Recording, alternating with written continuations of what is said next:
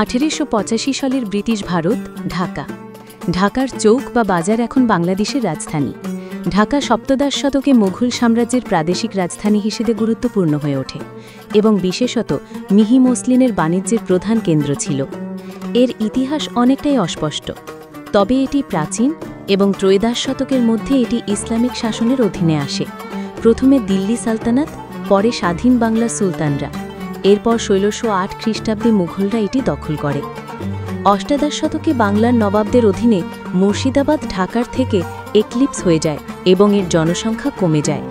নবাবদের ভাগ্যপতনের সাথে সাথে east India কোম্পানির শক্তি নতুন এক বিষয় হয়ে ওঠে।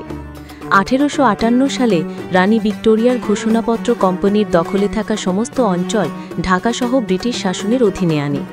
ছবিতে মাঝখানে যে কামানটি আছে তার নাম বিবি মরিয়ম।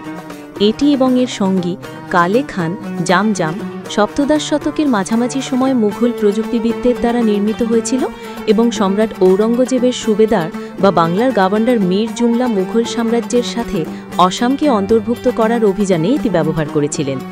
তার অভিযানের পর তিনি মুগ এবং আরাকানি জলদস্যুদের প্রতিহত করতে ঢাকার নদীবন্দরের কাছে বুড়িগঙ্গা নদীর তীরে কামানগুলো স্থাপন করেছিলেন। কালে খান পরবর্তীতে নদীর কারণে হারিয়ে যায় এবং 1832 সালে একজন ব্রিটিশ কালেক্টর মিস্টার ওয়াল্টার বিবি মরিয়মকে সরিয়ে চক বাজারে স্থাপন করেন, যেখানে এই ছবিটি তোলা হয়েছিল। বর্তমানে বিবি মরিয়ম ঢাকার ওসমানী উদ্যানে রমনা পার্কে রয়েছে।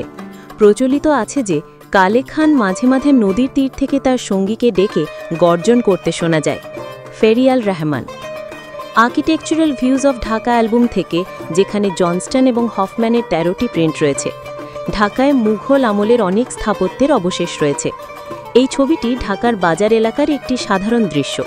ছবির কেন্দ্রে বুড়িগঙ্গা নদীর তলদেশে পাওয়া স্থানীয়ভাবে নির্মিত একটি পুরনো পিতলের কামান রয়েছে। বামদিকে শহরের প্রধান মসজিদ দেখা যাচ্ছে। ফিলিপ থর্নাটনের দ্বারা ছবিটি পুনরুদ্ধার করা হয়েছে।